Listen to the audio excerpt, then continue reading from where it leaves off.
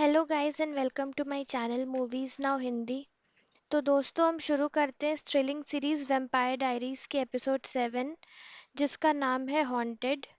शुरू करने से पहले मैं आपको रिकमेंड करूंगी कि अगर आपने इस सीरीज़ के पहले के एपिसोड्स को अभी तक नहीं देखा है तो प्लीज़ उसे जाकर देखें, क्योंकि सारे एपिसोड्स एक दूसरे से कनेक्टेड हैं। लिंक मैंने डिस्क्रिप्शन बॉक्स में डाल रखा है। और साथ ही आपसे रिक्वेस्ट करूंगी कि अगर आपको मेरा एक्सप्लेनेशन अच्छा लगे तो मेरे चैनल को लाइक और सब्सक्राइब करना मत भूलिए और बेल आइकन को भी क्लिक कर दीजिए, जिससे आपको सारी नोटिफिकेशंस मिलती रहें। तो चलिए शुरू करते हैं। एपिसोड के स्टार्टिंग में हम देखते हैं कि टाइलर को, जो कि कहीं जा रहा होता है, तभी उसे उसकी गाड़ी में विक्की मिलती है। वो उससे पूछता है कि तुम कहाँ थी, तुम्हें सब लोग ढूंढ रहे हैं। विक्की उससे कहती है कि वो अपने थर्स्ट पे कंट्रोल नहीं कर पा रही है। इससे पहले टाइलर कुछ समझ पाता, विक्की वैम्पायर में चेंज होने लगती है और टाइलर पे हमला कर देती है। तभी वहाँ स्टीफन और डेमन आ जाते हैं और वो टाइलर को बचा लेते हैं। टाइलर उनसे पूछता है कि विकी को क्या हो रहा है। तभी डेमन उसे हिप्नोटाइज करके उसके साथ हुए सारे इंसिडेंट्स को भूल जाने को कहता है और वो दोनों विकी को लेके वहाँ से चले जाते हैं। अगले दिन हम देखते हैं मैट के पास विकी का कॉल आता है और वो उसे बताती है कि वो ठीक है और कुछ दिनों में घर आ जाएगी। फिर हम देखते हैं वो स्टीफन से कहती है कि वो अपने घर जाना चाहती है, लेकिन स्टीफन उसे मना करता है।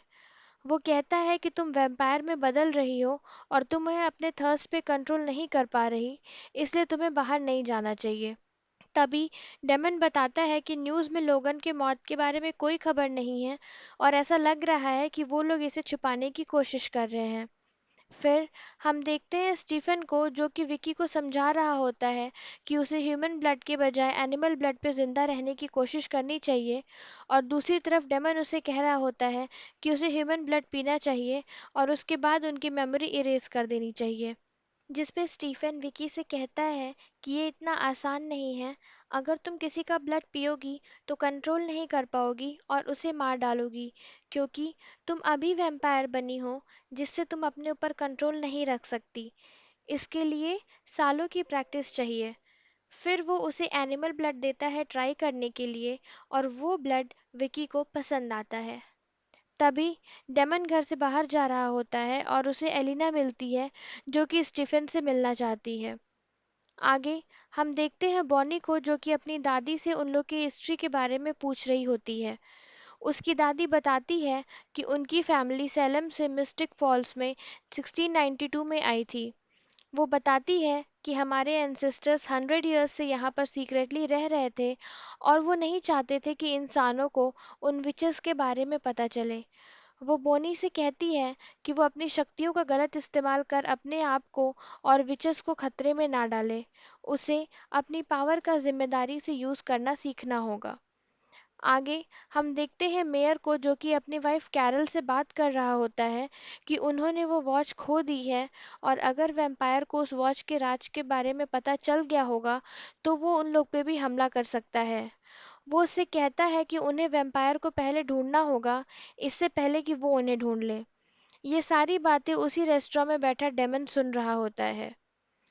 अगले सीन में हम देखते हैं स्टीफन को, जो कि विकी को वैम्पायर बिहेवियर के बारे में बता रहा होता है और उसे समझा रहा होता है कि उसे कैसे इससे डील करना चाहिए। एलिना भी उसके पास बैठ के सब सुन रही होती है। तभी विक्की कहती है कि उसे प्यास लगी है और उसे और ब्लड चाहिए, और स्टीफन उसके लिए ब्लड लेने चला जाता है। स्टीफन के जाने के बाद एलिना विक्की से कहती है कि वो जर्मी से दूर रहे। वो नहीं चाहती कि उसके भाई के साथ कुछ गलत हो। इससे विक्की को गुस्सा आ जाता है और वो एलिना का गला पकड़ लेती है और उसे धमकाती है कि वो जब भी चाहे जर्मी से मिलेगी और वो उसे नहीं रोक सकती। एलिना इससे जर्मी के लिए बहुत कंसर्न्ड हो जाती है।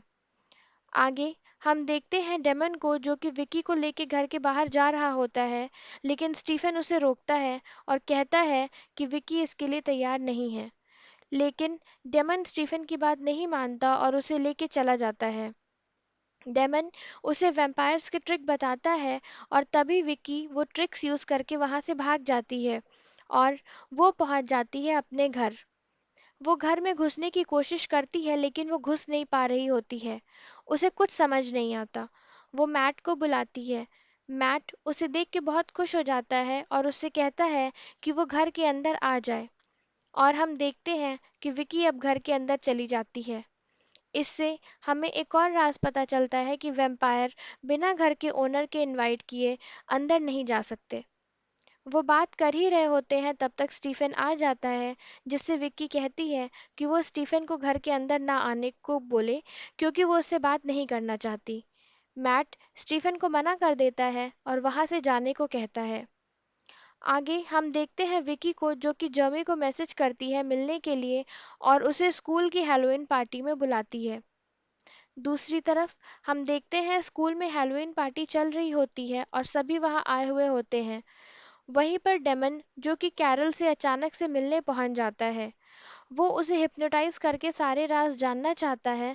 लेकिन तभी वो देखता है कि कैरल का उस पर कोई असर नहीं पड़ रहा क्योंकि उसने भी वर्वेन का ब्रेसलेट पहन रखा था।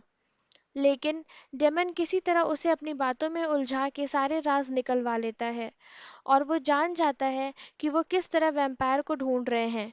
वो ये भी जान जाता है कि इन लोगों को गलतफहमी है कि वैम्पायर दिन में नहीं निकल सकते। उसी पार्टी में एलिना अपने भाई जर्मी के साथ वहां आ जाती है और मैट से बात कर रही होती है। मैट एलिना को बताता है कि विकी भी यहाँ आई हुई है और उसने वैम्पायर का कॉस्ट्यूम पहना है, जिसे सुन के एलिना काफ़ी डर जाती है और वो समझ जाती है कि वो जर्मी से मिलने यहाँ आई है। तभी वो देखती है कि जर्मी वहाँ पे नहीं है और वो उसे ढूंढने चली जाती है। आगे हम देखते हैं डेमन को, जो कि बोनी के गले में लटका लॉकेट देखता है जिसमें उसका क्रिस्टल होता है। वो उससे कहता है कि ये क्रिस्टल उसका है और उसे वापस कर दे। बोनी उसे मना करती है। बोनी कहती है कि ये लॉकेट उसे कैरोलीन ने दिया है पहनने के लिए और ये उसे ही वापस करेगी। तभी डेमन अपना क्रिस्टल वापस लेने के लिए अपना हाथ आगे बढ़ाता है और उसका हाथ क्रिस्टल से जल जाता है। ये देख के बोनी डर जाती है और वहां से भाग जाती है। आगे हम देखते हैं विकी को, जो कि जर्मी को लेके स्कूल के बाहर आ जाती है और विकी अपना थर्स्ट कंट्रोल नहीं कर पाती और वो जर्मी पे हमला कर देती है। तभी एलिना वहां पहुंच जाती है और विकी जर्मी को छोड़ के एलिना पे हमला कर देती है। उसी वक्त स्टीफन आ जाता है और उसे रोक लेता है। स्टीफन एलिना और जर्मी को वहां से जाने को कहता है। वो दोनों भाग ही रहे होते हैं तब तक विकी फिर से वहां आ जाती है और एलिना को पकड़ लेती है। वो एलिना के गले पे काट लेती है और खून पीने लगती है। तब तक स्टीफन वहां आ जाता है और वो एक लकड़ी के खंजर से विकी पर हमला कर देता है और हम देखते हैं विकी मर जाती है। स्टीफन फिर डेमन को हेल्प के लिए बुलाता है। दूसरी तरफ हम देखते हैं बोनी को, जो कि अपनी दादी को उस क्रिस्टल के बारे में बताती है। उसकी दादी उससे पूछती है कि तुम्हें ये कहाँ से मिला। वो कहती है कि ये क्रिस्टल उनके फैमिली की सबसे पावरफुल विच इमली का है और उसे एक बुक दिखाती है जिसमें उनकी पिक होती है और वो पिक 1864 की थी। अगले सीन में हम देखते हैं डेमन वहां आ जाता है और वो देखता है कि एलिना विकी के पास बैठी रो रही होती है। वो उससे कहता है कि उसे घर जाना चाहिए और बाकी वो संभाल लेगा। एलिना उसे गुस्से में रहती है और विकी की हालत का जिम्मेदार उसे ही मानती है और उसे थप्पड़ मार देती है। डेमन इन सब पे ना रिएक्ट करके उसे घर जाने को कहता है। अगले सीन में हम देखते हैं एलिना घर आ चुकी है और स्टीफन से मिलती है। वो जर्मी के बारे में पूछती है और वो बताता है कि जर्मी ऊपर कमरे में है। वो जर्मी से मिलती है और कहती है जो भी हुआ वहाँ उसे भूल जाओ। वो कहती है कि अगर स्टीफन मुझे नहीं बचाता तो विकी उसे मार डालती।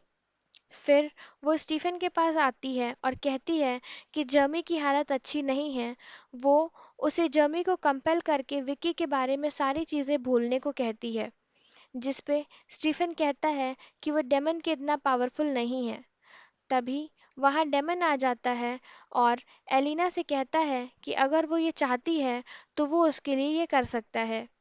एलिना उससे कहती है कि वो जर्मी को बस ये यकीन दिलवाए कि विकी जा चुकी है और वो इस शहर में कभी नहीं आएगी और वो उसे भूल जाए।